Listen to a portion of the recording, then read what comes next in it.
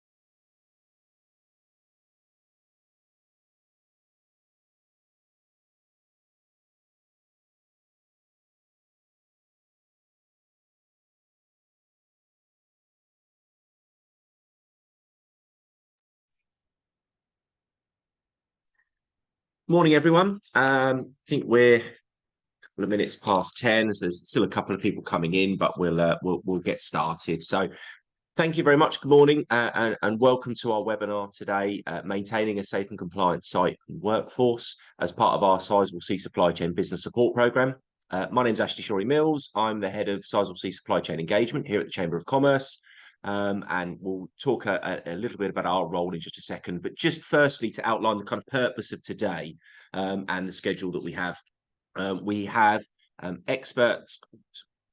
So shares, there we go. We've got experts from Sizewell C and tier one contractors and local businesses really here to help you understand this subject a little more and provide the insight, knowledge and support that you're going to need. The webinar itself should go until about 12 o'clock. You'll see there we have time for a Q&A towards the end. So we would ask throughout the session, if you have any questions, to use the Q&A button, which is towards the bottom of the screen. There is also a chat function, which you're more than welcome to use for general messages and comments. If you do happen to put any questions in there, we will attempt to dig them out of there as well. But where possible, if they can go in the Q&A, that would be hugely appreciated. Now, this subject as a whole is, of course, huge. I would love to say we can cover the entirety of health and safety and compliance on Sizewell C in a 2-hour webinar. I'd be massively underestimating it if that was the case. However, what we will be looking to do is ensure that this subject, as you'll see from Tuesday's webinar, one of the slides they used, nuclear safety and safety as a whole is actually the overriding aim on Sizewell C. Above everything else they want to do around price, around on time, and around the localism and the ESG commitments this project has made. So health and safety and compliance becomes the overriding priority, which is one of the reasons we want this to be one of our first webinars that we're hosting. The reason for hosting these webinars is to give a greater understanding of what is expected to you as a business. This opportunity is huge, and we want to ensure that you're best prepared as possible and that you're as ready as you can be. We'll be deeper diving into parts of the subjects that you'll hear today throughout 2024. So certainly through the feedback form you'll receive after this webinar, we want to hear from you on some of the things that come out of today that you want to understand more about.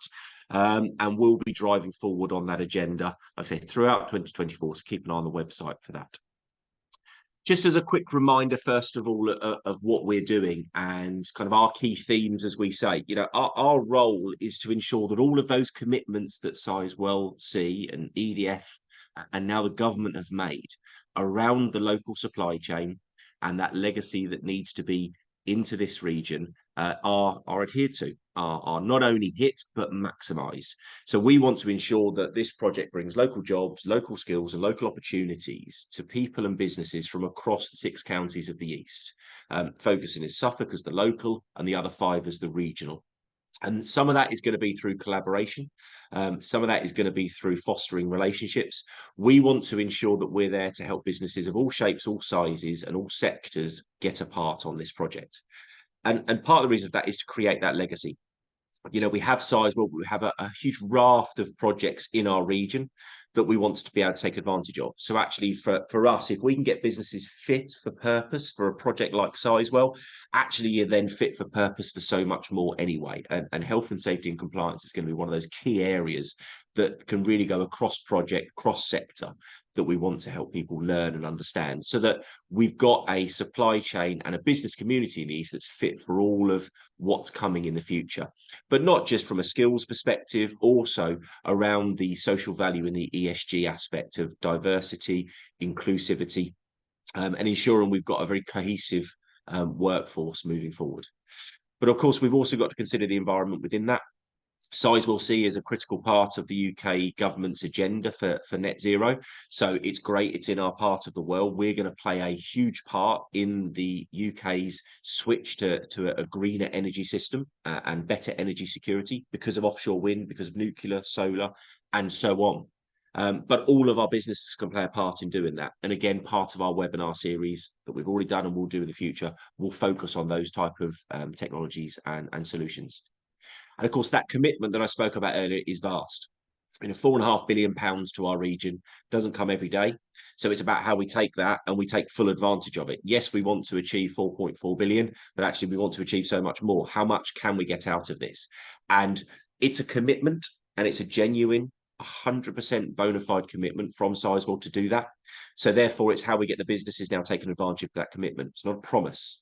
It's a commitment, but we need local businesses coming forward saying, we can do what you need. We can be as health and safety conscious and compliant as you need. We can take diversity as seriously as you need based on our October webinar, or like we did on Tuesday when it was around net zero and biodiversity. We as a business understand that that's important. We'll do our little bit to ensure that we're part of your project. But this is a massive opportunity, both for Sizewell, but then also for the future for our region.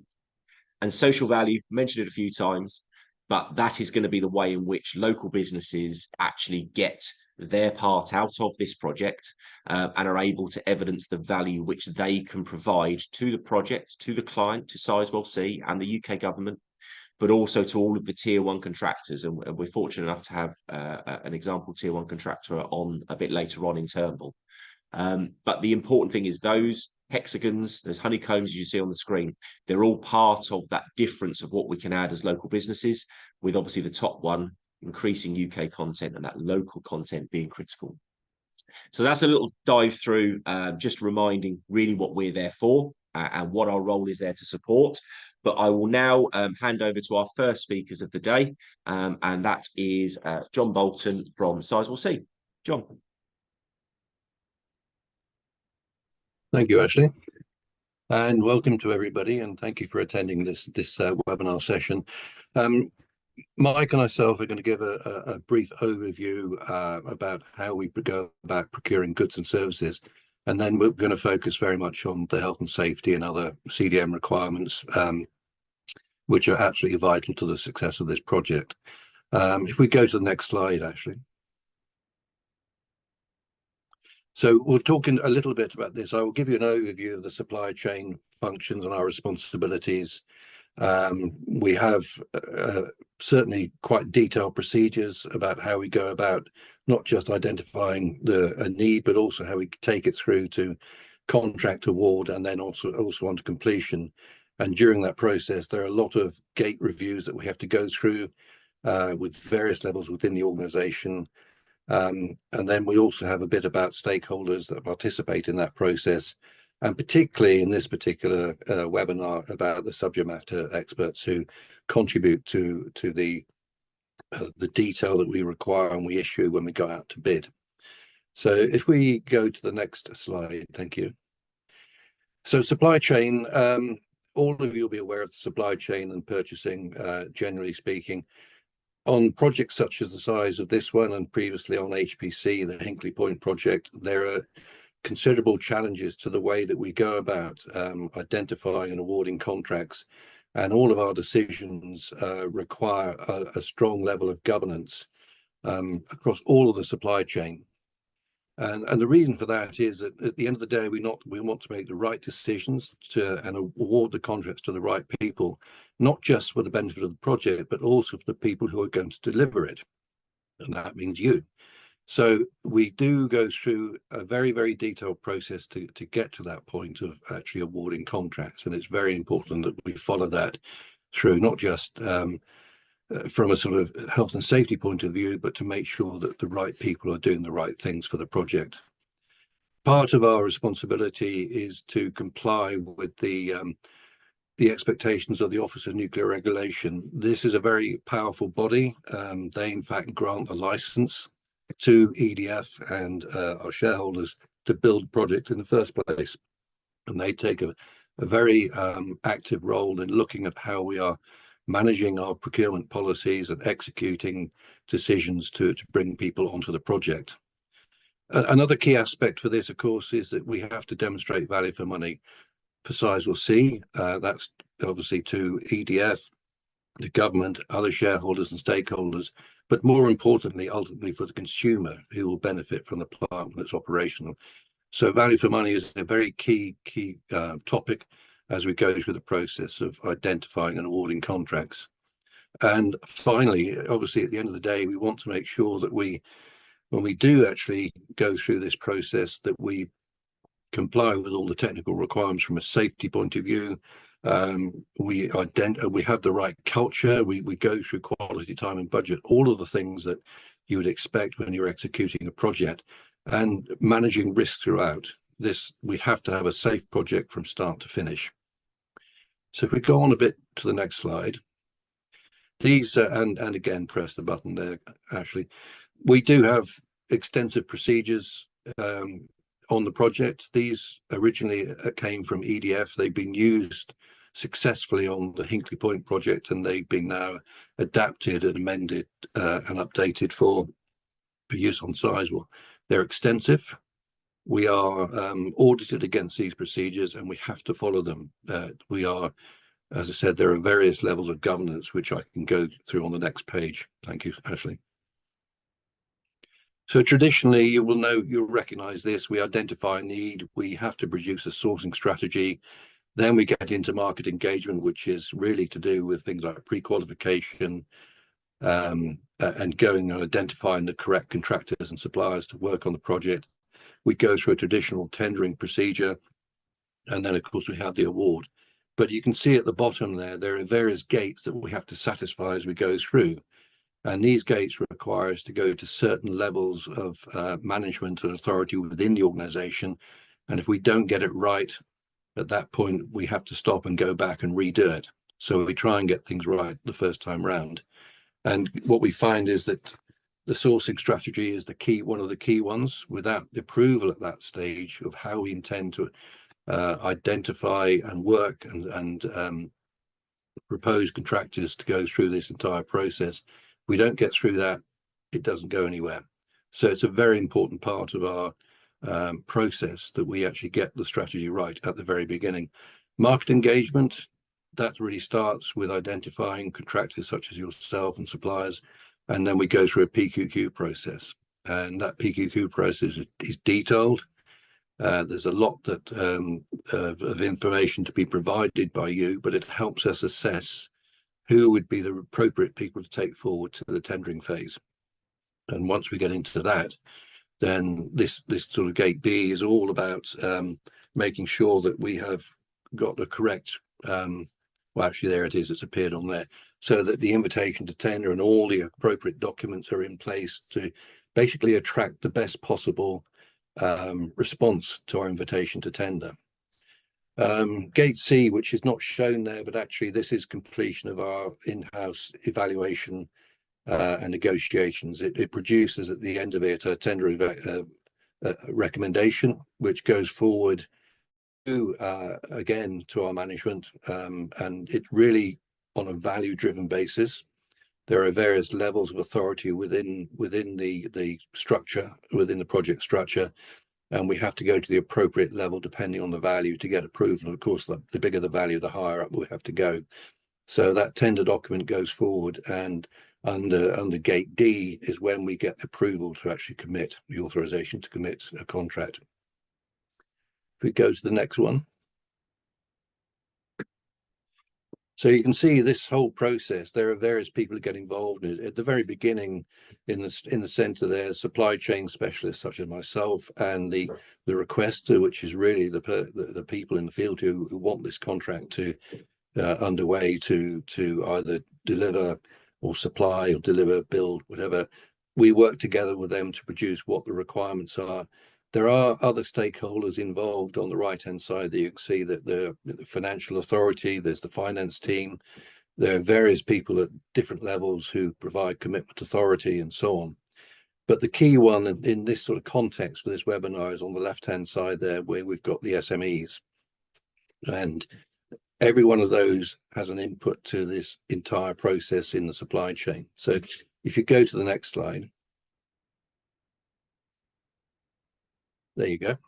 So these are the subject matter experts that we have on the project, and each one of those has an input to the documents that we use when we go out to tender. So it obviously depends on the type of the actual work that we are looking to place, but a lot of the work that we're doing at the moment certainly falls around environmental, financing, insurance, health and safety, which Mike will come on to.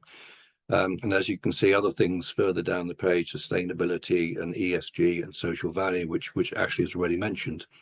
So all of these people have an input. They review all of our documents before we go out to bid to ensure that we are going to ask the right questions of you when you respond to an invitation to bid. So it's a very important thing. It is a gate. We can't get through this gate unless these people have had an input to the entire process.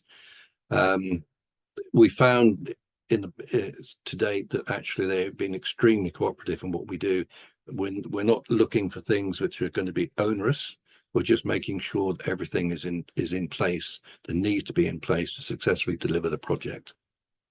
If you go to the next slide. One of the things that we have to do at the very beginning, of course, is to issue this pre-qualification document.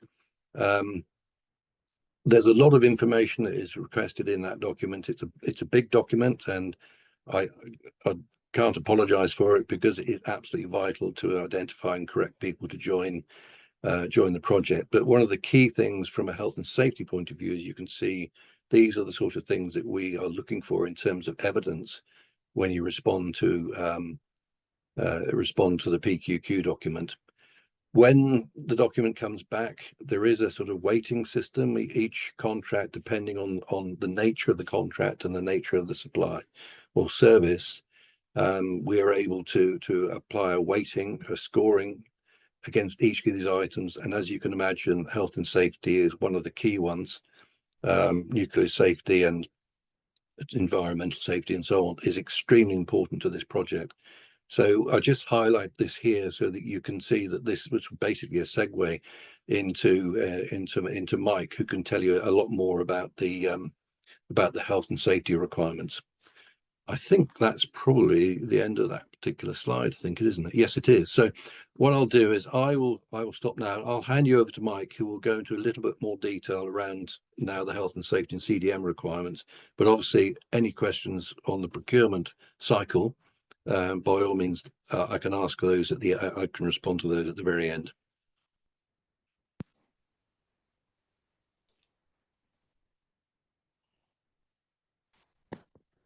Thank you, John. I'm Mike Hind, and I am, as John has introduced, the health and safety subject matter expert, and also covering CDM. Next slide, please.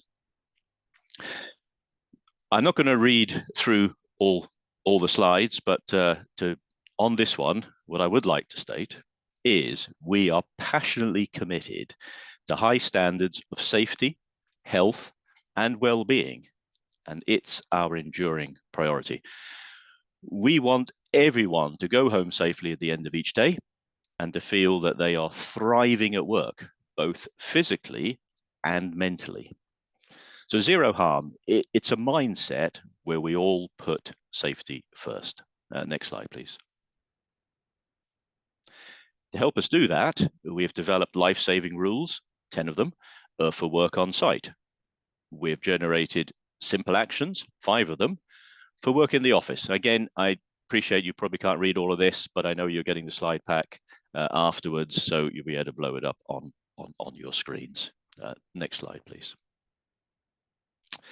So CDM, hopefully most of you recognize this, particularly if you've been involved in the construction side. If you haven't, I think on the right-hand side, the duty holders, I'm sure you've encountered clients, designers, and contractors, where CDM in simple terms introduces a couple of extra key duty holders, principal designer and principal contractor. I can spend the whole session just on that alone, but we'll pause there. Next slide, please. If you're working in the nuclear sector, you'll hear the word SQEP, suitably qualified and experienced personnel. In the conventional health and safety, or the CDM side, which the construction work falls into that category prior to getting to nuclear, it's more about skills, knowledge, and experience. Those are the key terms. They're pretty much the same. The particular thing to notice if you're an organization or a company, then you must have the organizational capability. Now, how do we assess organizational capability? Well, the CDM regulations, they actually point to this thing called PAS 91, publicly accessible specification number 91, which is a standard questionnaire for the construction industry. Now, the pre-qualification questionnaire, which John referred to earlier, the health and safety section mirrors PAS 91 exactly. And the beauty of that is that if you are an organization and you filled this form in before, and you take it to an approved body, and the Safety Schemes in Procurement is a forum that identifies the approved assessors, then they look through it all, they certify it, give a PAS 91 a certificate that says, right, we've deemed you organizationally capable of delivering the key CDM duty holder roles, whether it be designer, contractor, or principal designer, principal contractor. CDM was written back in 2015, so it referred to this thing called PAS 91. The more common language, perhaps, is the Common Assessment Standard developed by Build UK. Next slide, please. So it's the organizational capability we've resolved at the pre-qualification stage. If we move on to invitation to tender, without giving away exactly what we're looking for, which this slide attempts to do, is we are looking for your health and safety policy. Why? We're looking for the seniority of who's signing it, when it was last done. I'm not suggesting what that time interval could or should be. That's up to yourselves as companies to determine that. But I'll give you a clue. If it was 5 years old when it was last looked at, then perhaps is not as up to date as it could be.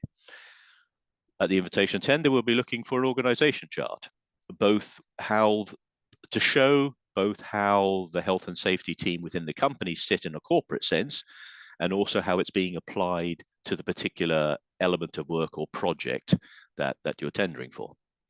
That will then be supported by the CV of the lead health and safety person, because we're looking for their credentials. The safety management system and arrangements, it's not so much to scrutinize it, because having been through the PQQ process, you've hopefully demonstrated you have all that in place. What we're looking to do is look at it and use it for monitoring performance going forward, whether it be surveillances, audits, etc. We're looking for copies of a previous example of risk assessment and method statements. Now, in the old days, I think a lot of us have come across these risk assessment method statements where it was more about quantity rather than quality. I'd like to promote the times have changed.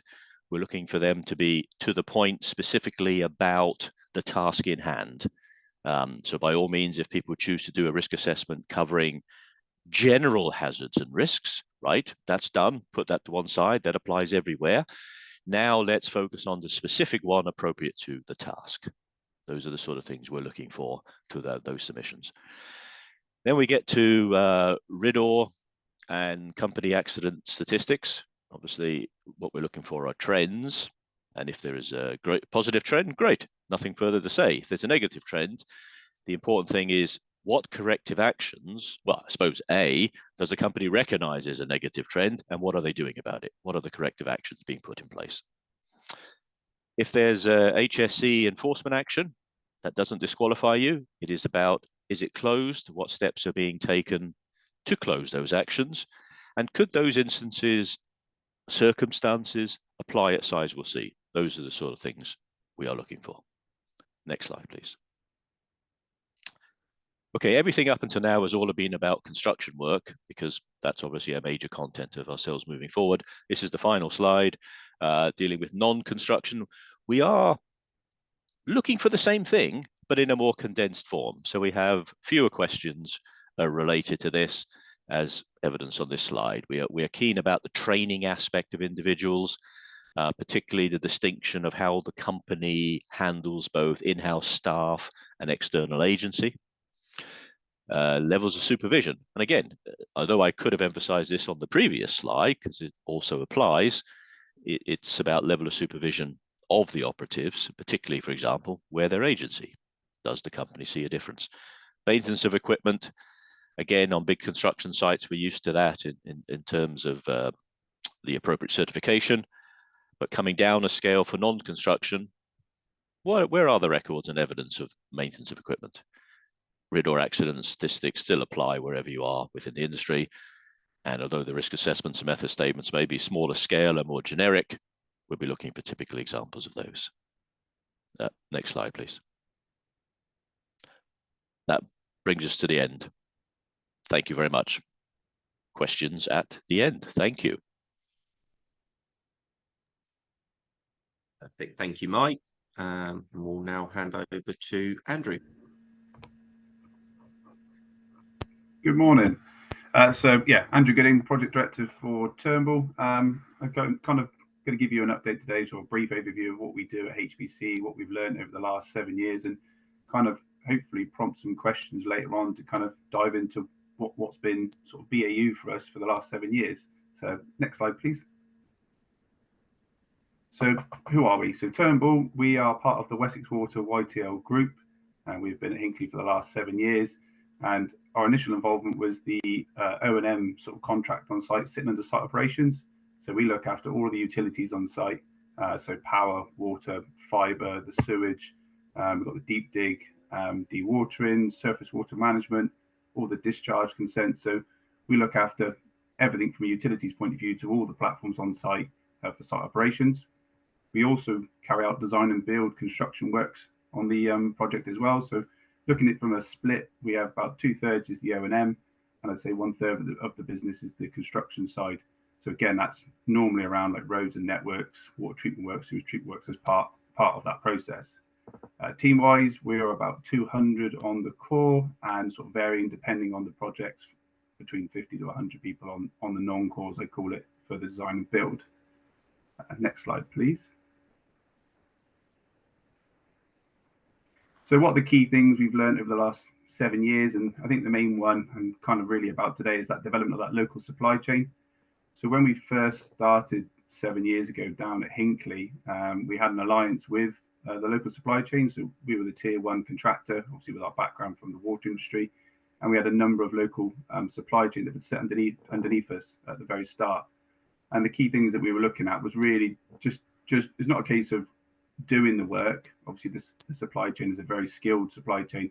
It was more getting them up to the sort of the nuclear standards, which try and touch a bit on today of kind of the levels that there are on site. So main ones being, obviously, we spoke about the competency. The comps and quals side of it on a nuclear site is a bit higher, but again, it's just making sure that we've got everyone ready. I can't sort of stress enough about the planning side. On a nuclear site, the planning is the key to the success, and that local supply chain, getting them to that standard, ready for works to begin, is probably one of the biggest fortunes that we've had along this process.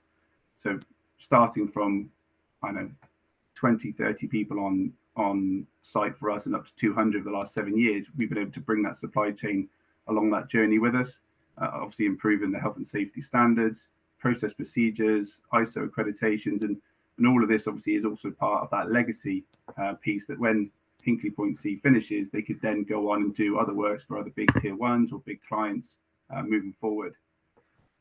So since we've been on site, obviously we've been very proud recently to hit our 2 million LTI free on site, which is kind of showing that the standards on site that we've managed to get to as a company, and also that supply chain. And I think that the main success to that is the behaviours piece. What's different at Hinkley, obviously the behaviours is key. You've got obviously a lot of health and safety, a lot of people around, and obviously we encourage that questioning attitude, that if you don't see something's right, you don't walk by, you question it. So I think the behaviours are probably the key part of Hinkley, that it's just not worth cutting corners or trying to do things differently. It's all about that planning up front. If you plan it correctly, ensure the correct quality paperwork and hold points along the way are there, then you'll build it right first time, correct safety, and obviously the time and the cost come as part of that process. So yeah, I mean, key roles for behaviours is also that one. So we recognise that having the paperwork in place is one thing, and all the process and procedures is one thing, but actually the people on the ground doing the works, in particular your working supervisors, that behavioural piece is probably key focus for us at all times, because you're only as good as the people doing the works on the ground. Next slide, please. So I suppose one of the key learnings that we took during this process, I suppose we got given a sewage treatment works to operate and maintain, and what kind of changed the way we do things with HPC, and which we're looking to do obviously at Sizewell, is that early contractor involvement. Obviously, we've got a lot of really good, really experienced supply chain that work within the sewage industry. So where we weren't involved in the design process of the sewage treatment work, we then subsequently had to do quite a lot of works to it afterwards, which obviously you're doing extra construction works, which obviously is an increased risk from a safety point of view. It's also already operational, but it's a kind of that doing it right first time, which, yeah, going forward, and that was in the very early days, we've been involved in that whole life cycle construction, which is kind of our key bit now, that design, build, operate and maintain. So depending on what assets we're building, kind of you look at what the life cycle of it. So is it an 8-year, 9-year, 10-year, or is it just a couple of years that you're putting into? It's just that key life cycle construction that we've learned on the HPC project. Next slide, please. So again, kind of going back over the what we've already touched on, planning is the key. Nothing on site can happen overnight. Things like permits are a minimum 7-day process. RAMs, policies, they're all on, say, minimum 2-week review time. So the key to the success at Hinkley has been the planning side of it, and bringing that local supply chain with us to grow with that journey. So yeah, we've been very fortunate that it's worked really well, and we've been recognised on site of doing that good piece with the local supply chain. Obviously, we're looking to replicate that same again at Sizewell. And it's a two-way communication between ourselves, the supply chain, and also the client. It's very much, we're all in it for the right reasons. We're all trying to do the best we can, and safety is obviously the paramount to all of it.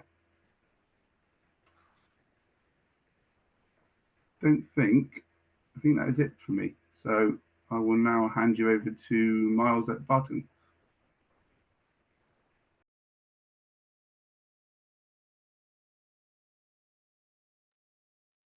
Good morning, very interesting so far. Thank you for all your input. Some of the information I'm about to give you has been mentioned in previous slides, but it's going to be no harm in re-emphasizing it. So if we could have next slide, please, Ashley. A little bit about me. Spent 40 years, and it started to feel like that in various parts of manufacturing, logistics, supply chain. Worked at Green King up the road here in Bury St Edmunds. And I thought that that third paragraph would be interesting to people and slightly worrying, in that we've had this Health and Safety at Work Act 1974 in place since the date in question, and still too many people are getting killed in work-related accidents. And an amazing number of people, as you can see there, over 500,000, sustaining a self-reported non-fatal injury. I'm going to explain further on how This just will not be acceptable on site at Sizewell, and we've really got to work to make sure, as Mike said, that zero harm is the theme of the day. Next slide, please. So we call ourselves risk managers. We help companies in all sorts of areas understand about the benefits of managing risk, and I've entitled this to improve safety and productivity. For the 14 years that I've been going to EDF meetings about Sizewell, every meeting, as you're going to see later, it starts with a safety message, and I've always been impressed about the fact that the commissioners of work never talk about productivity on its own. It's always safety and productivity together. So we're wanting to make sure that you all understand about the benefits of reducing risk, improving safety levels, improving reliability linked to productivity. There are ISO standards that EDF will tell you that you do not need. Sizewell C will tell you that you do not, they're not compulsory. But if you undergo these standards, you will, especially 45001 is pertinent for this subject, so that's to do with safety. I mentioned to Ashley early on this morning that one of the key changes from 18001 to 45001 was all about leadership and worker participation. So we're looking for key people in the business to look after health and safety, but it's all about involvement and literally getting your workforce to help you write your safety documents so they can live and breathe the culture. If you're going to go for any external accreditation, you have to get in the diary of the assessing company that will be United Kingdom Accreditation Standard accredited themselves, and you want to plan for at least 6 months before, from commencing your project to actually getting the award. So please don't think this is going to happen quickly. Thank you. I spoke to Ashley prior to this the seminar, and we wanted to try and make this as focused as possible so you could see what you needed to do to meet nuclear standards. Quite a grand sort of statement, but Jon referred to the Office of Nuclear Regulation, and this is taken straight from their standard themselves in terms of their safety principles. I'm not going to read through them, but some of them have already been mentioned before. If you go to E, you're looking for the management of safety as participative, allowing drawing on all knowledge and experience of all staff, which I've just referred to as being in 45001. Mike mentioned about evidence of or specific risk assessments and safe systems of work. In our experience, companies often have these documents in place, but we struggle to find evidence that they're actually understood by everyone involved in the operation. So if we go back to the concept of worker participation tied to leadership, it's going to really help your bid if you can provide information and evidence of these systems actually being in place. And then the last point, monitoring and regularly reviewing safety, performance and culture. It's a feature in all ISO standards and good quality management systems that you audit what you do. But if you don't regularly check your safety arrangements are being adhered to through active auditing, you'll find that your health and safety policy and your strategy is likely to fail, and someone is going to get hurt. I know at Hinckley, from speaking to people working down there, once you're on site, it's not that you're being spied on or anything like this, but your compliance to the standards and the safety performance that you are promising that you're going to adhere to will be monitored, and tolerance levels are going to be pretty low if there's any evidence that your staff are not adhering to what you want them to do. You're not going to be there often, so you're relying upon them to understand what you need to do. And although it's slightly repetitive, it all goes back to worker participation. Thank you, Ashley. I thought it'd be quite interesting to look at prerequisites and post-requisites on site. We were provided with this from I think it's Chris Young actually at Sizewell C. So these are all the prerequisites, are all the things that are going to have to be got through before anybody's going to get on site. Apologies for the multiple bullet points there. And then post-requisites, behavioural safety training, site orientation, contractor inductions. This all takes a long time to get through. And I put at the title, getting cleared to work on site, but also keeping it that way. And there in blue, the bottom right hand corner is about compliance checks going to take place when you're on site. So everybody needs to live and breathe this. Somebody said to me a couple of days ago, imagine that you're employing one of your relatives, or you know that one of your relatives is going to be working on site. Could be your partner, could be daughter, son, uncle, brother. You're going to want to make sure that everything is in place and they're not going to get hurt. If you adopt that attitude, then you're probably going to be at the right level in terms of understanding. Thank you. Here's just a little reflection on what we understand happens within the EDF empire and will happen at Sizewell. So daily safety messages, which are designed to encourage participation and feedback. And these are read out before every meeting starts to create a one-team safety culture. There are business activity briefings, explain to all employees on site how to keep safe and how to look after others. And everyone is always encouraged to make safety observations about near misses, opportunities to improve safety. There are likely to be an awful lot of languages spoken on site. You will employ people who maybe their first language isn't English. So we always encourage people to look at visual ways of getting these messages across, rather than it just being the written form or even verbal. So you can come up with some very innovative ways of getting safety messages across, and we find that to be quite effective. So at the bottom, I've written, does your company have similar practices in place? Are you confident these messages are fully understood?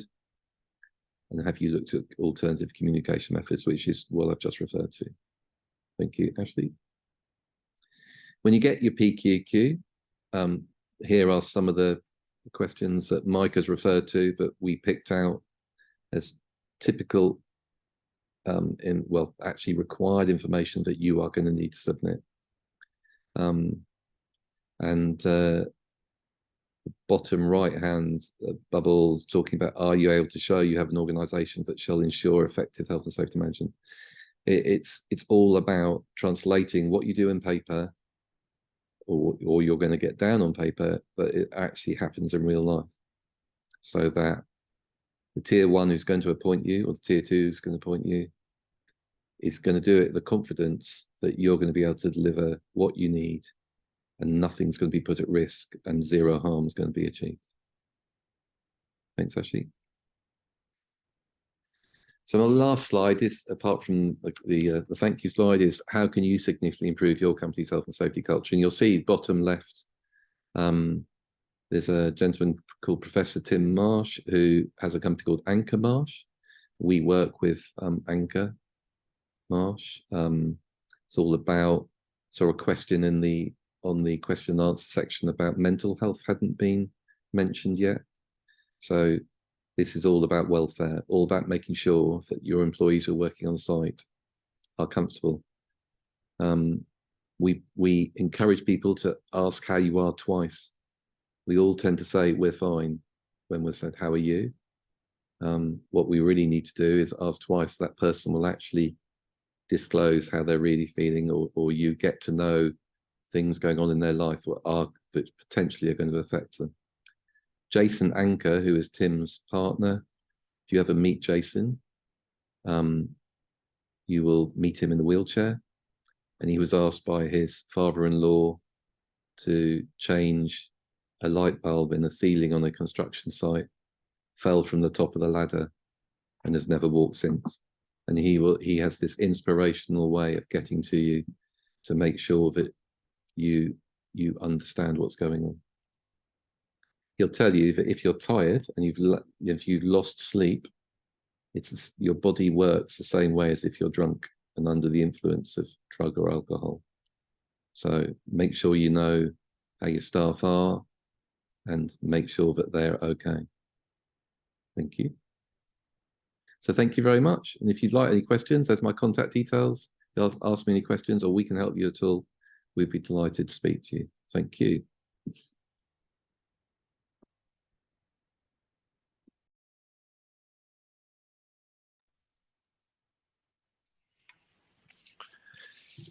Hi, everybody.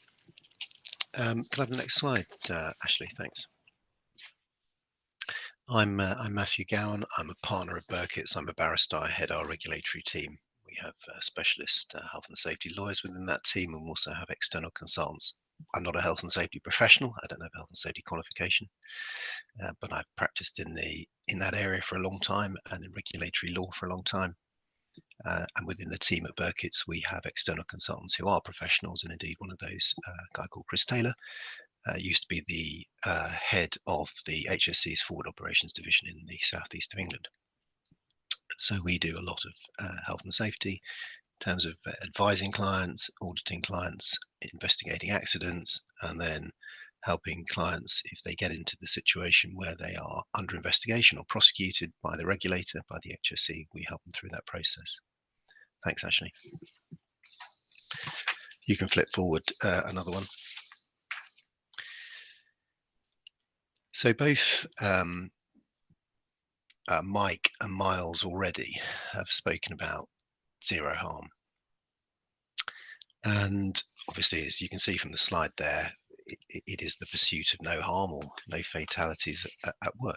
And absolutely, as Mike, I think, indicated earlier, it's every employer's wish, isn't it, that their people go home in the same state that they came to work in the first place. And nobody sets out to cause harm. There is a lot of debate about whether zero harm is achievable. And there are pros and cons to it. I agree entirely, I think, with what Mike has already said. Realistically, the pursuit of zero harm is a mindset. Just touching on something that Miles mentioned, he was talking about the fatality statistics, and this may factor into actually whether zero harm is genuinely achievable. In 1974, when the Health and Safety at Work Act came into force, there were about 650 workers killed in Great Britain in work-related accidents. 650 people who didn't go home. As Miles has already told you, 135 is the latest figure in the 22-23 statistics. So there's obviously been a massive decline, and if you look at the graph, that decline came down quite significantly into and including the early part of this century. However, 10 years ago, 136 people, so just one more person than the last year, the figures that are available died. So in the last 10 years, essentially, leaving aside COVID, in the last 10 years, essentially, that fatality statistic has flatlined. We can't seem to get any lower than the figure at the moment that exists. So is it achievable, zero harm? Well, some people absolutely say that it is, although they talk quite obviously, and I think this is Mike's point really, that it's more of a vision. It's more about a mindset than a target. But there are many people who, for clearly obvious reasons, think that it is something that all organizations should be pursuing, whether you put it on a tag, whether you put it on a slide or not. It doesn't really matter if you're putting in place the things that sit behind it that drive the change in mind towards zero harm. So some people take sort of project by project, job by job. If you can get to zero harm on job number one, you can use the method, you can use the learning and the teaching and how the culture and behaviors are changing on job one to influence what's happened on job two. and then hopefully you achieve the same situation on job 2 and you move forward into job 3. Obviously, some other people say that it isn't achievable at all, because you can never eliminate human frailty. So you will always, whatever you will be doing in terms of trying to change behaviors, trying to change culture, and trying to change your processes and practices on a site or in a project, human beings still play a part in those fatalities, and you're never going to be able to completely eliminate that. There are definite, absolute definite pros from either headlining zero harm as your aspiration, or at least putting in place behind it the factors that would lead to it. Because, and it's apparent from the slide you've seen from Mike, that the language that organizations then start using and the attitudes of the senior people in the organization start changing. And that sort of sets the tone throughout that organization. And eventually that will percolate down. So that is, fundamentally a pro of trying to achieve zero harm, that you start talking in a different way. The language changes, how people generally view safety, health and well-being change. So whether you're putting it on a slide or it's in a tagline on an email doesn't really make any difference if that is what your people know that you are seeking to achieve, and they can see how that is happening, and they can look to senior people to show them that that is happening. Cons, well, I suppose for me, if you talk to people and if you read about it, the big con that people seem consistently to come back to is the feeling that there is difficulty sometimes to get the workers to buy into that vision. I think there are ways that you can actually deal with that, but in a practical level, it may prevent people reporting near misses. And obviously, if those things aren't reported and you don't have the data about things that are going on, then you're potentially much more likely to have a more serious event.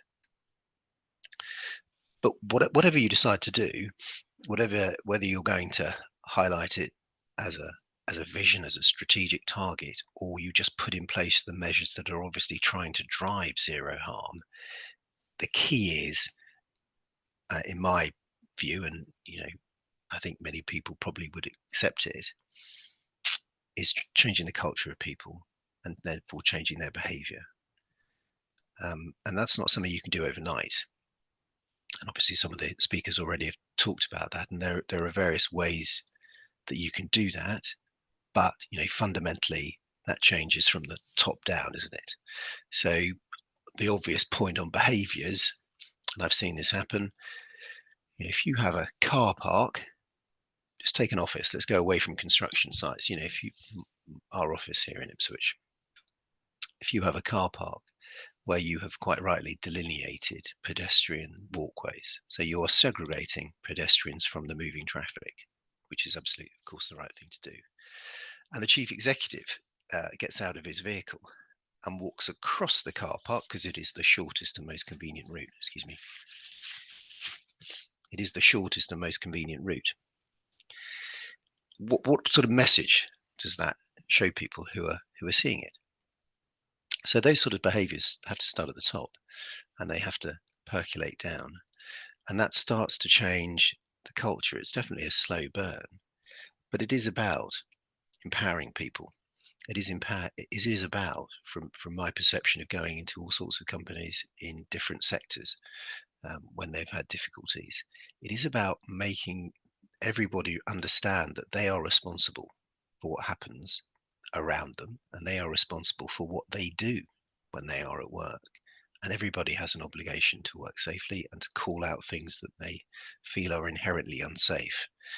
And the organizations that have really done very well, we have a client that's a facilities management business which employs north of 45,000 people in the UK, and the way they've approached this subject is by saying essentially to their people, we don't care from our perspective, whether you are the most senior person or the most junior person, whether you've been here 1 day or 30 years, if you see something, and anybody doing something, whatever seniority, whatever rank, doing something that you feel is inherently unsafe, or that they shouldn't be doing, or that there is a process that they should be following and you know they should be following it, but they've decided not to follow it, you call it out.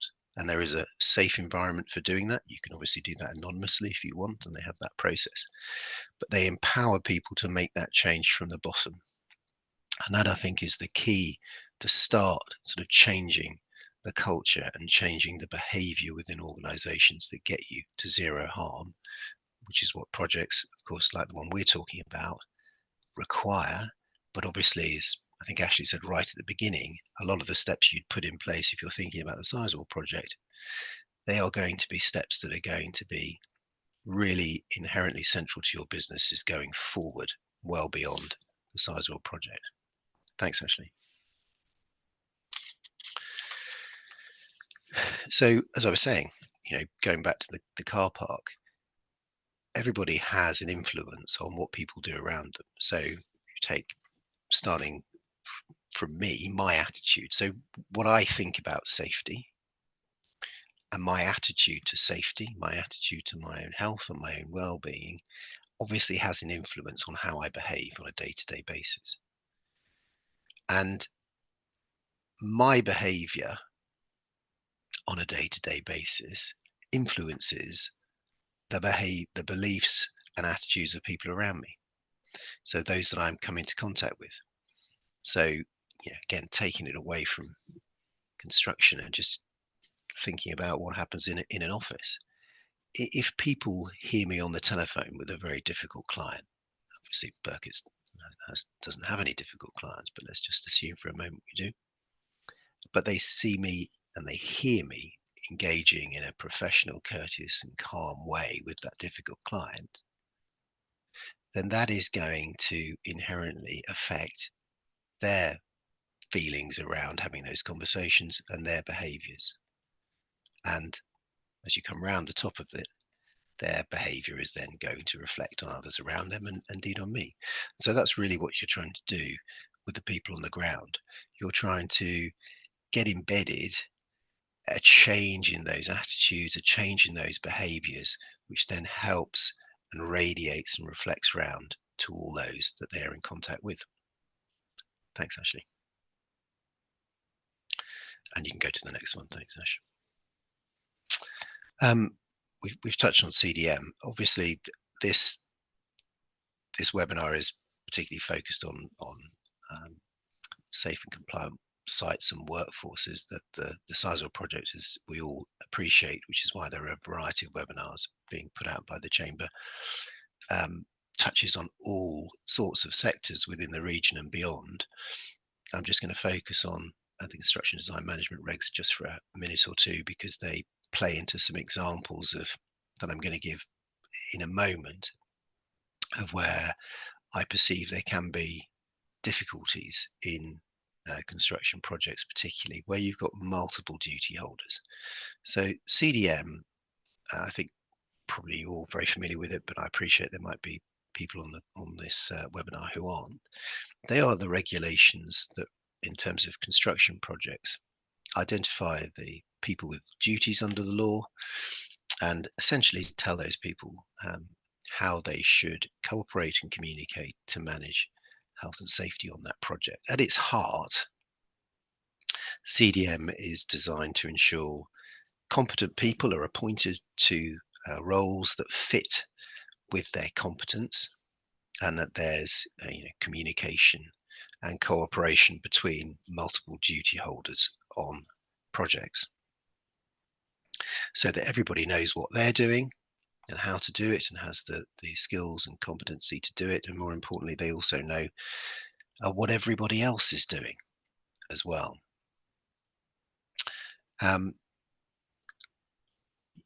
That sort of essence in a construction project where there are multiple duty holders doing lots of things under the auspices potentially of a principal contractor who is overseeing, it means there is real difficulties sometimes in that communication and coordination. And you've heard a little bit already about how those things, and Mars was talking about safety briefings, etc., safety messages, about how those difficulties can be overcome. And it is about doing simple things that ensure people have the right information when they are fulfilling their role on the project. So, some of the stuff is obvious, clearly, regular briefings, dissemination of the important information, making sure that people know what is going on around them, not just how they are doing their own work in their bit of the project, for instance, but they need to know what's going on around them and how what's going on around them may impact upon what they're doing on a day-to-day basis. They will need, projects, construction sites, projects, they're fluid. They're not stationary things, are they? And things change on a project daily. The plans can change. Things can feed in that mean that when a particular piece of work was scheduled and how it was going to be carried out within the schedule gets put back, so that has an effect on another piece of the jigsaw. And so it's maintaining those lines of communication. An obvious example, I think, in terms of how construction is fluid, is traffic management. There's always a lot of issues about traffic management because the routes of vehicles may change. Where people cross, those vehicle routes may change depending on where the project is at any given time. So it's important that everybody knows those little bits of information and is communicating that out so that everybody is cooperating on that project to work safely.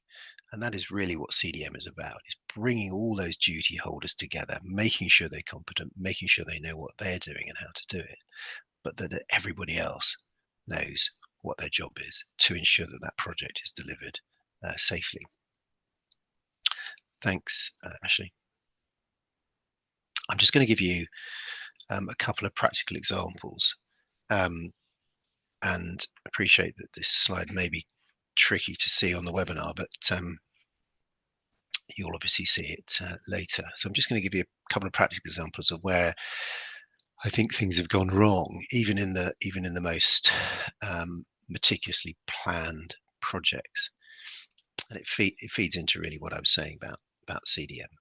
So this is about communication. So this is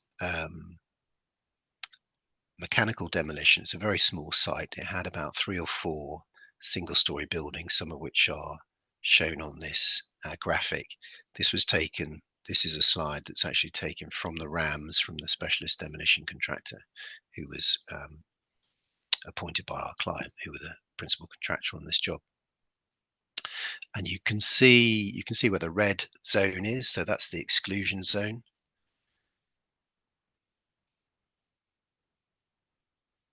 So I'm just pausing for a minute. Ashley, are people able to see the slides? I've just seen a message in the chat that said they don't seem to be being displayed. Okay, bear with me, because we're just checking here, and everyone else, they're still on my screen, and I'm still sharing, and other people in the room. I can see them. So. Mark, can you still see them okay? Yeah, so let's just double check. So can anyone else, aside from Paul, who kindly has put on the chat, obviously no slides. Slides are fine from Warren. Yes, I think everyone else can see them. So yeah, make sure you get the slides anyway, Paul, but seems everyone else can get them. So maybe if not, Paul, leave and then rejoin. Is that possible, Beth? Yeah, leave and rejoin, just see if that comes back on. If not, but obviously you'll still be able to see the webinar when we put the recording on the website, and also we'll share the slides anyway. Sorry, Matthew, carry on. No, it's fine. Thanks. I'll crack on. So you can see the exclusion zone, the red zone. So that's the zone that really nobody should be in. There was Harris fencing around the site. In fact, you can't really see it on the plan, but there were 2 layers of fencing to segregate the site. The green little box, the green dashed line, and the box around the blue sort of container unit. Yeah, thanks, Ashley. Brilliant.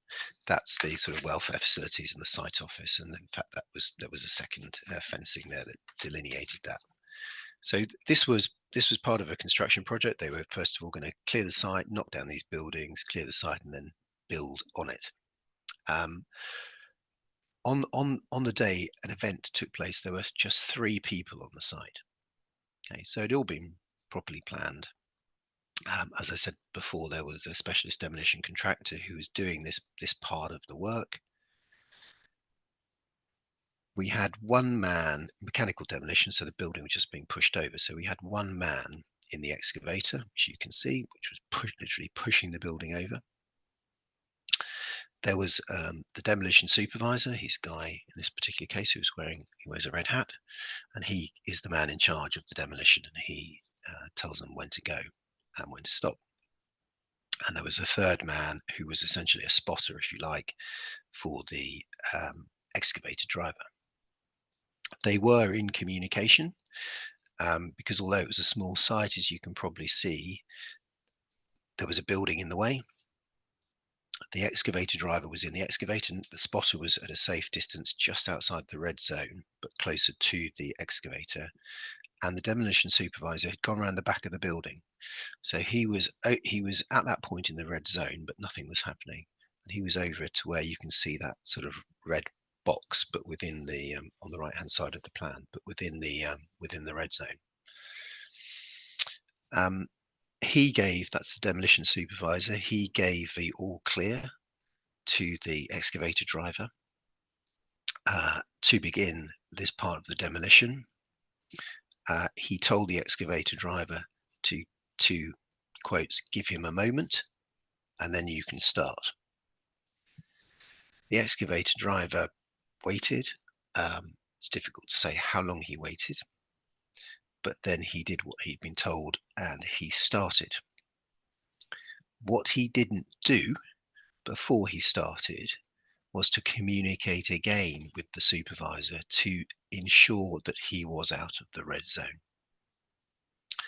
Because for reasons that were not entirely clear, the demolition supervisor hadn't left the red zone, and in fact was quite close to the back of that building, which was then pushed over by the excavator. And unfortunately, the demolition supervisor was killed by the wall that fell on him. Now, this is just an example of how even on the most well-planned sites and in very limited circumstances, you've got one task being performed here. Essentially, there were only 3 people involved in it, but they weren't in a line of sight. It had been meticulously planned. There were obviously RAMs. There'd been the daily discussions, daily briefings about what they were going to do and how they were going to do it. But there was just a little breakdown in the communication, which had really horrendous consequences for the family of the man that sadly was killed. And it just shows, and I think the reason I wanted to highlight this was that sometimes it's the little things that need sort of emphasizing. So when you're thinking about, and it does sort of feed back into people's behavior and people's culture, it's just, and I suppose from Miles's point earlier about, asking somebody twice if they're all right, to making sure that people absolutely check in this particular case that they're good to go, rather than just simply deciding to go after the supervisor has said, just give me a moment. I mean, my moment could be very short compared to others, could be very long. There was no clarity at all about what he meant by that. Give me a moment. He was saying to leave the zone, but unfortunately, the excavator pushed the wall much too soon. Have the next slide, actually.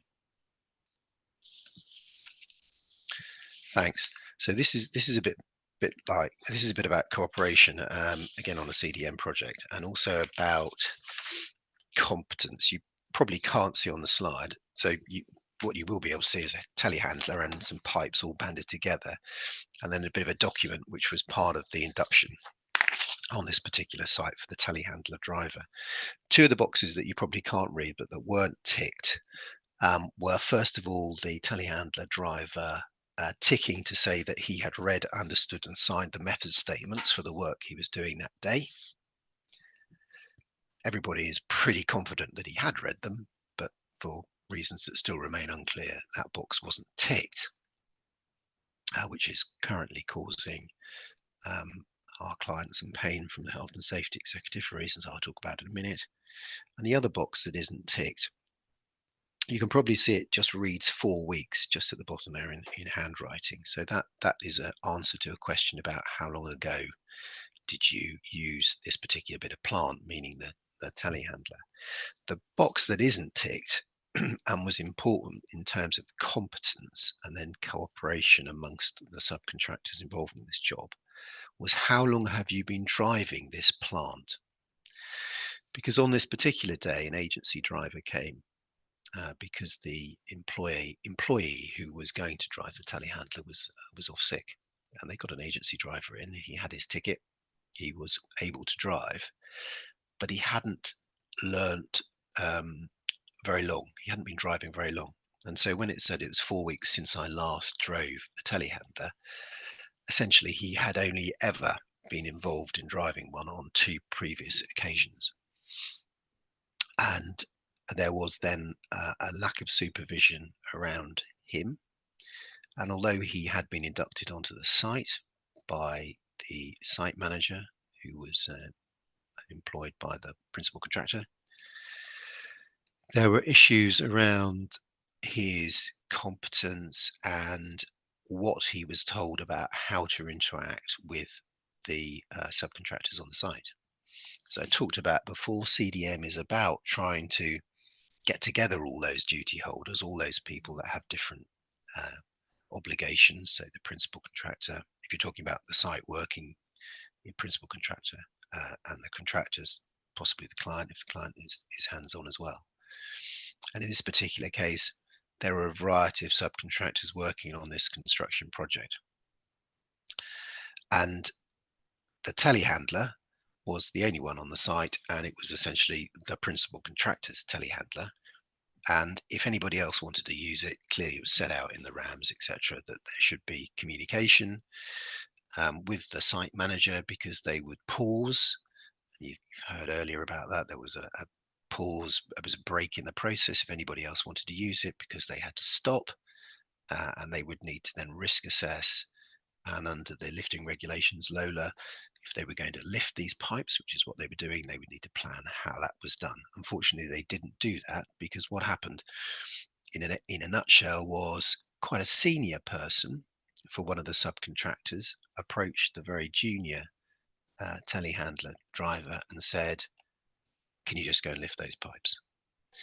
And rather than saying, this comes back to what I was talking about before about empowering people to call things out they know are wrong, rather than actually saying, well, I don't think I'm allowed to do that for you until we've had a discussion, until we've planned it, and I'm pretty sure the site supervisor has to sign off the LOLA plan. He said, all right, I'll go and do it for you. And he did. He went, he lifted the pipes. The banding unfortunately broke, the pipes became loose, and one man's legs were crushed under several of them that fell. The other reason I mentioned this is about the cultural behavioural thing, because he was asked that question. He was asked to help, but as I said, by one of the subcontractors, but by somebody who was, very senior in terms of his role in the business, but senior in terms of his experience on a site. He'd been working for the subcontractor for over 30 years. And sometimes it's the behaviors of people in his position that the cultural change needs to go to, because he knew that he should go and say to the site manager, we just need to stop a minute because I need you to get the telehandler approval to come and lift those pipes. But he chose not to do that because it was quicker not to do it. It was easier. There were forms that then didn't need to be filled, or forms on tablets that didn't need to be filled in. They didn't have to worry about a LOLA plan, even though he should have done.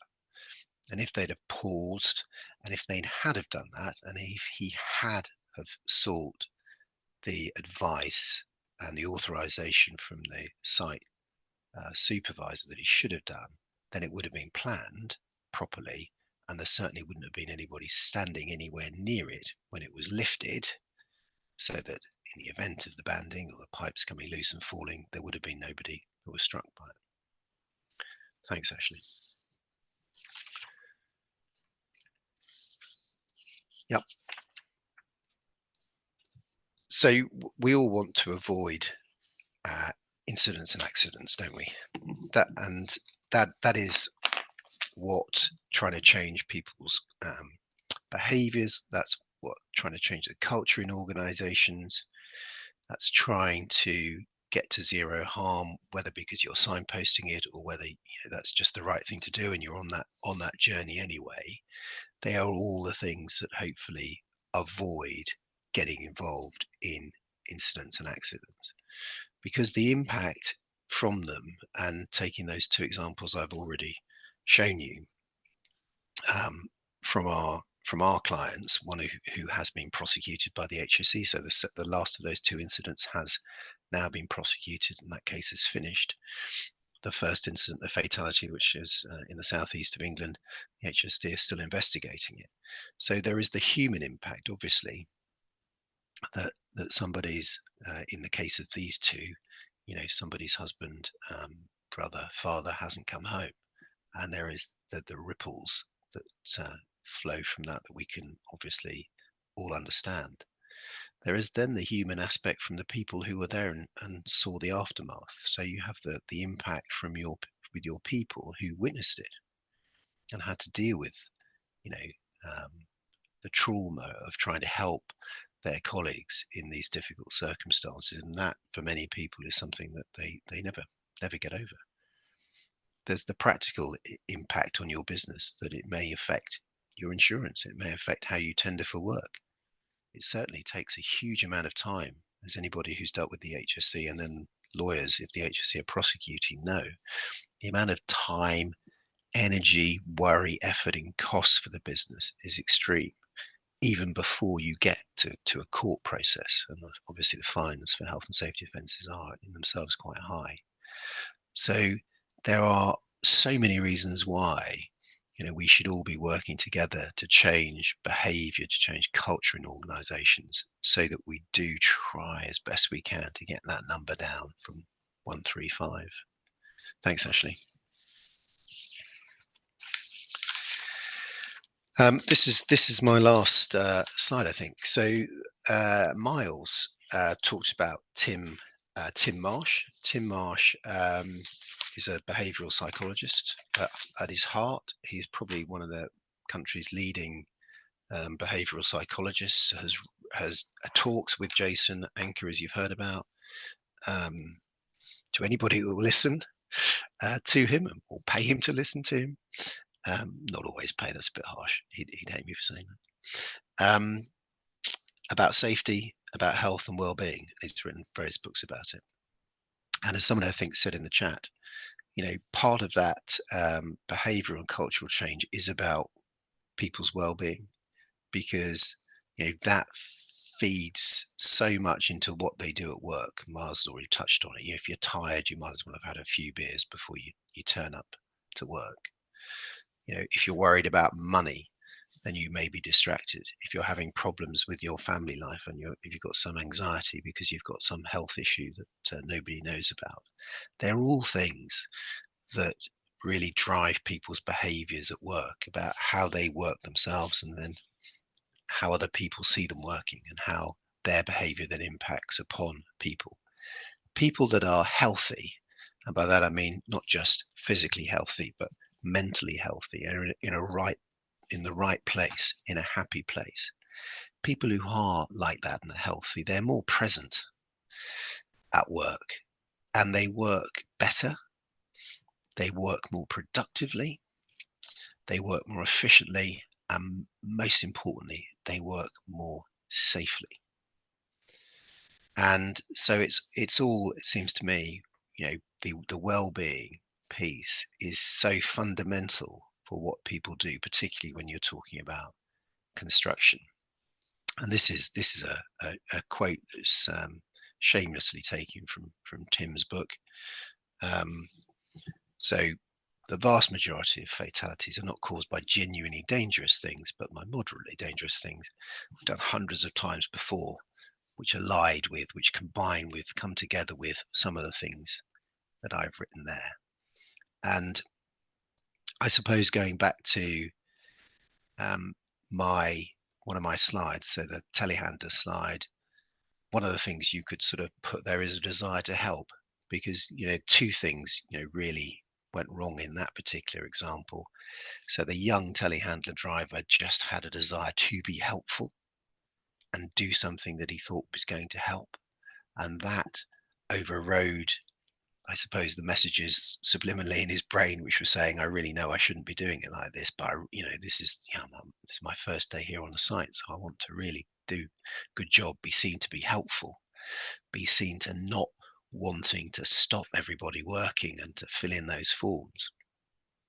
So that's part of, you know, the culture, isn't it? That's part of how you try and change people's genuine attitude to things, their general attitude to things. And of course, then it's also driven by the more experienced guy who thought he'd take a shortcut, and a shortcut with safety, as it turned out. So lots of things come together and make things that aren't that dangerous actually dangerous, because of the way people are interacting with each other. Mainly because there's so much going on in life, isn't there? So I think what I'd leave you with is, generally, in terms of trying to get to zero harm, which is obviously everybody's desire, it's not just about the processes you put in place to do that, but it's about, you know, empowering people to make the right decisions. It's about showing that leadership from top down, engaging people, bringing those people on the journey with you, but also making sure, particularly in a construction sense, and obviously there are huge amounts of work being done, construction companies nationally and locally, about the well-being within the construction sector, because we know historically that there's been something that construction workers have really struggled with. But it's about having the confidence to bring these issues to the fore, and to know they're going to be dealt with in a proper, sympathetic way, in order to help people work more constructively, more efficiently, but more safely, because that's the key at ensuring that people do go home at the end of the day. Thanks very much.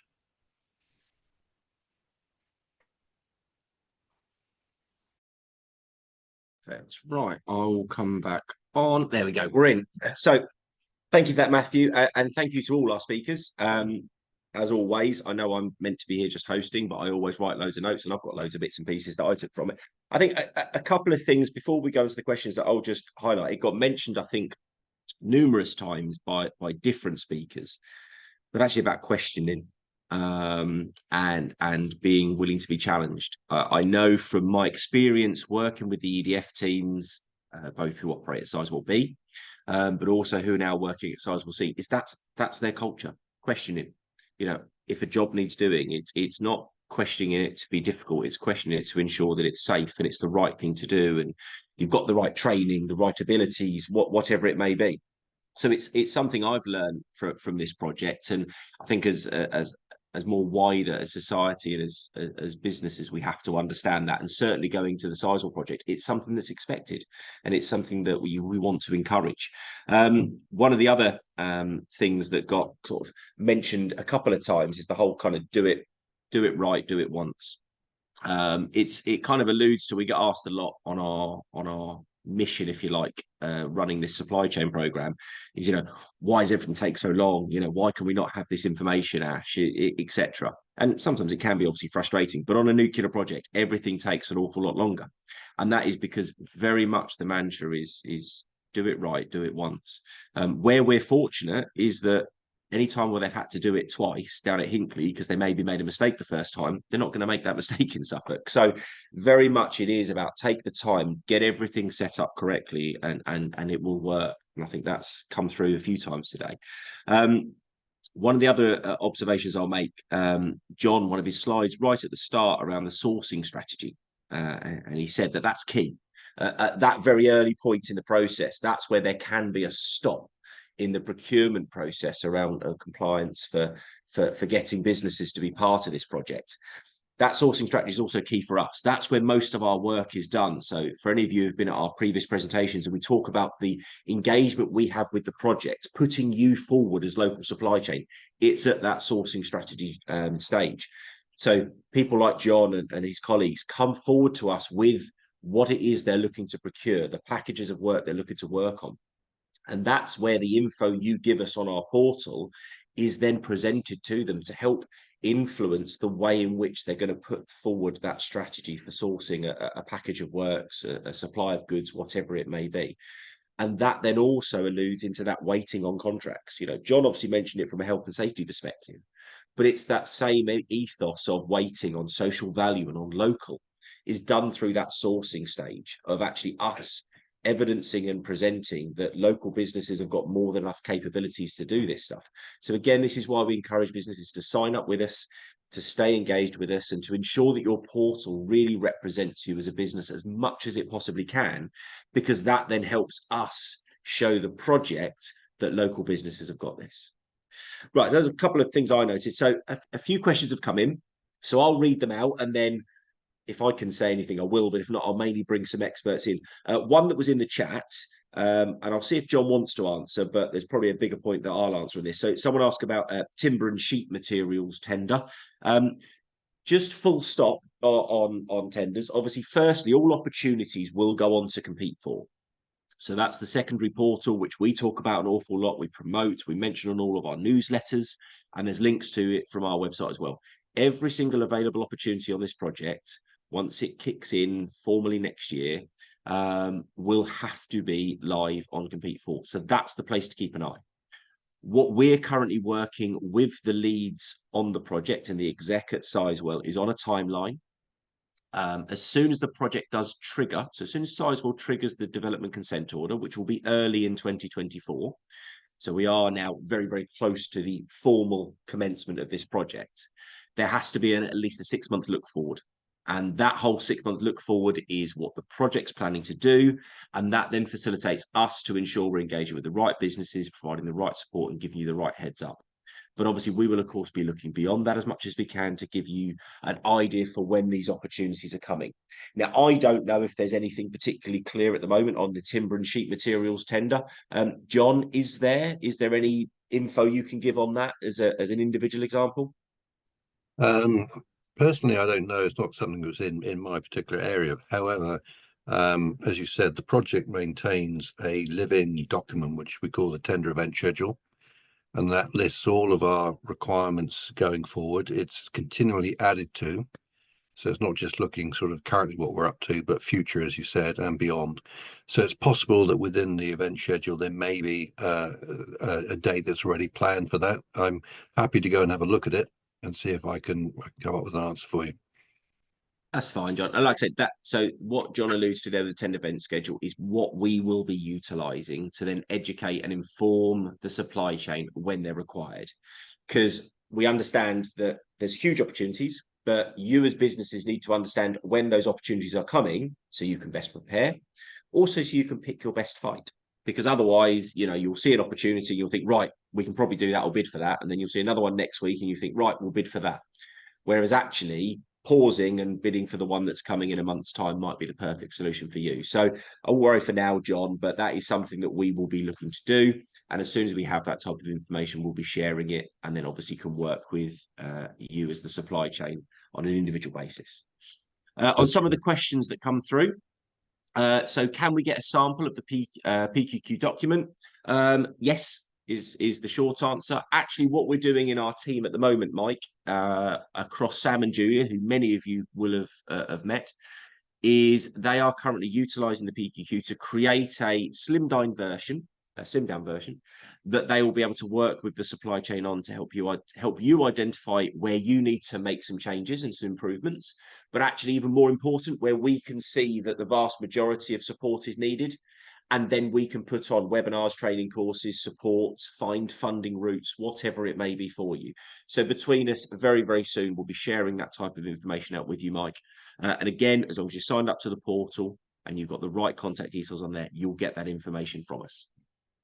So that's that one. We've got Anita. So I'm not seeing mental health mentioned on any of the slides, either under health, safety or sustainability. It's the state of mental health within the construction industry that's in crisis.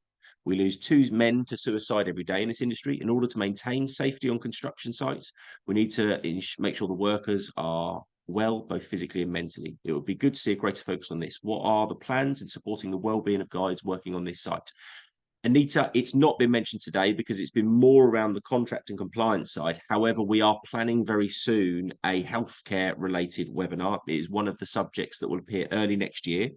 I know if you were on, I think they did a touch on it on the diversity webinar, which we did in October, but mental health is a huge focus on this project. They are about to go to market for the healthcare provision, which will include, even in the interim solution, mental health provision as well. And again, we've got local firms looking at this, hopefully with a view to running it. And there will be a huge amount of work around this area. I'd be very happy, Anita. Please send me an email and I can introduce you into the ESG team that look at the groups and the community activities that they are taking, particularly focused on mental health. And Sarah in that team would be the ideal person for you to talk to. Who'll be able to explain everything that they're looking to do. So please drop me an email, ashley@suffolkchamber.co.uk, and I can introduce you to Sarah from there. Not a problem at all. Let's go. So that's done. Just tick down these. Would all these health and safety needs be applicable to suppliers as well as contractor subcontractors? Mike or John on that one? How is it going to be sort of scrolled down through the contracts onto the supply chain? Probably Mike is probably best. Yes. Well, from a CDM perspective, suppliers need to consider whether they fall into the designer category. And if they do, then yes is the answer. It does affect suppliers. If it comes down to the non-construction related side of things, then suppliers who are coming in and installing, it's the install bit that will attract attention. Hopefully that answers it. So yes, we follow it all the way down the supply chain. It is actually part of the, yeah, it is actually part of the PQQ process as well. So within that, there are questions around whether it is for construction or design. Okay, perfect. Thank you. Also, there's been obviously mentions of 45,001. An important addition to that is 45,003 psychological safety. I say it's Anita as well. So again, Anita, I'm happy we can pick that up. Unless John or Mike from a Sizewell contracting perspective is aware if that's been something specifically like broadly looked at, or if that's again just something slightly to the side at this point. I'm not able to assist on that one. Sorry. No, that's fine, Mike. So what I'll say, Anita, as well as the other, and I see you've got another question just come up as well. We can look into that, you and I together, and then what we can ensure we do is make that very clear, like I say, especially as we look forward for the future webinars as well. And there we go. And obviously you've talked about, the fact the stats relate to men in particular, which, yes, I mean, obviously Sizewell has huge commitments around diversity on this project, and they want 40% of women on this project. And it's, an incredibly challenging target. But obviously, yes, there is still, even if they do achieve that target, there will be a majority men on this. And we know men are adversely, overly affected by mental health in that example in the construction industry. So yes, links to the previous stuff. I don't want to downplay it in any way, shape or form, Anita, because it's incredibly paramount. I know they're looking to learn all of the positive lessons that they have got from Hinckley and have experienced at Hinckley through this, both from a male perspective, but also from a different culture's perspective, and the way you have to deal, as Miles mentioned earlier, the amount of different languages that are spoken down there and how you handle this. It's something that they don't go in with their eyes closed, that's for sure. But again, as I say, we can pick that up separately, direct the project. Jonathan, so is there an overall heads of internal safety communications with frontline teams, or is this managed separately by each supplier? So I imagine a John or a Mike on that one. Certainly from a client health and safety perspective, we do promote the distribution of what we call OPEX, operating experience, whether it comes up from HP, from Hinkley Point C, for example, which we are following, or whether it comes up externally. We encourage the distribution from our tier one contractors or any supplier that would like to contribute.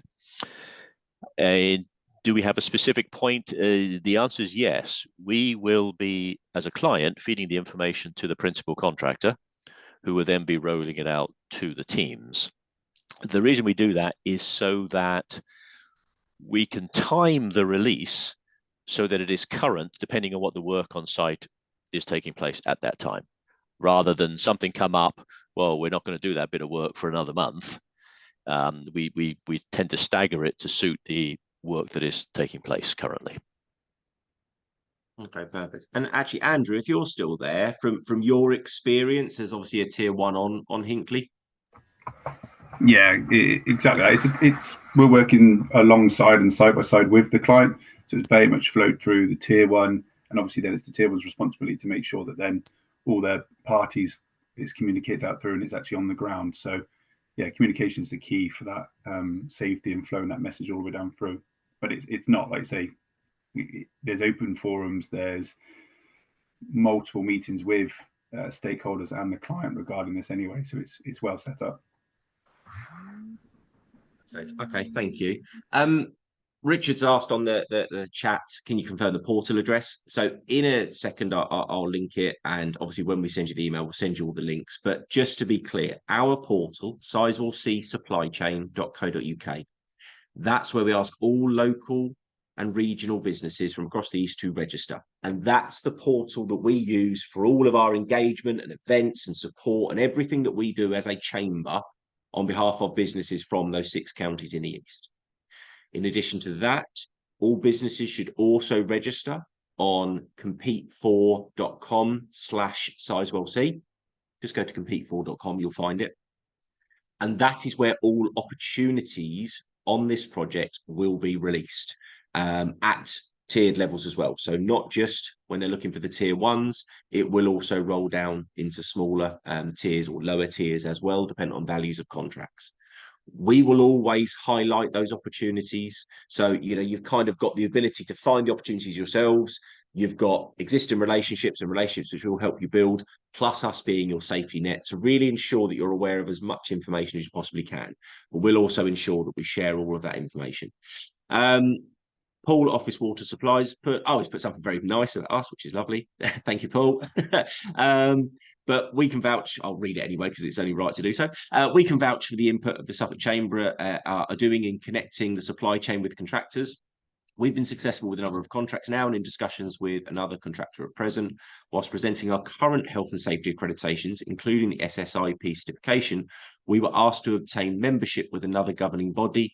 Thankfully, we've managed to gain their approval and managed to put ourselves forward to be a potential supplier. During this process, we formed a relationship with a local health and safety company to support us moving forward and managed to enhance our in-house education with health and safety and planning. Whether we can become a leading supplier to Sizewell C, we will wait to see, but our business is in a better place for attending workshops, webinars, and being part of the process. Well, Paul, I owe you a $5 for that one, so thank you very much. But the latter point on that is the important thing. So obviously we've learned lots today, and there's loads of information, and there'll be loads more to do with health and safety and compliance that matters. But what we need to ensure that we do is let's just get better at health and safety. Yesterday I was with an owner of a health and safety business, and what was noticeable from the experience they're already getting working with businesses on Sizewell is actually the base level health and safety is there, but that buy-in throughout and that revisiting of documentation and ensuring that it's a culture is missing. And actually, if you get that in place, you'll get a good chance to win work at Sizewell. But you'll also probably stand a much better chance to win work with the local councils, with government procurement, on infrastructure projects, on energy projects. Full stop, you'll just be a better business, which then helps retention. It helps staff turnover. It's all these types of things. It has a massive impact. So, but thank you for those words as well, Paul. So, and Jonathan as well for responding on the guidance. Now, has there been any other questions added? There hasn't, which is great. What I will say, obviously, regarding questions, when we send out the slides, we'll send out contact details of the people, so you're more than welcome to reach out. But as always, our team, myself, Beth, Ian, Sam, Julia, Angela, Jack, we're all there ultimately for you. So if you have anything that comes out of today or not even linked to today that you just need to ask us questions on, or you want a bit more advice, that's what we're there for. We can best support you if we understand what it is you need. Hence my note earlier about the questionnaire that we sent out and wanting feedback to understand out of today's webinar, other webinars or other concerns you've got, what it is you need, and then we can try and tailor that support accordingly. So final couple of slides from me before we finish. Just kind of consider today, the project's moving into delivery mode. As I mentioned earlier, they will trigger the development consent order in the early part of next year. And that kind of formally, waves the flag for the start of this project. So yes, there's been little pockets of work happening on site, but it's nothing compared to what's about to happen. So the commitment's made. It's now time for us as the local supply chain to get ready. By this point next year, there's every chance things like the park and rides, freight management facility, and those off-site developments will have started construction. And so therefore, we've got that time to get ourselves ready, to get ourselves compliant, to get ourselves in a health and safety position, in a mental health position as well, obviously, Anita, so that our staff are able to perform the role that is needed on this project. As I mentioned earlier, for Sizewell, safety is the priority in all its guises, physical and mental. It is the most important thing up there with the environment. But then underneath that, this project has to be delivered on time, has to be delivered on cost, and it has to be done doing the power of good in Suffolk, to use Sizewell's phrase. So therefore, that's where local businesses can come in and be ready for when that opportunity is coming. I say it again, the support's there. You tell us what it is you need, and please stay engaged via the portals. They are so critical to us in helping you have those relationships. Paul from Office Water Solutions, who's just on the chat a second ago, great example. By talking to us, by coming and seeing us, turning up to our events and staying engaged with our portal, helped us understand his business so that when those little opportunities come along, we can do some referring in of the types of businesses that tier one, that principal contractor might have needed.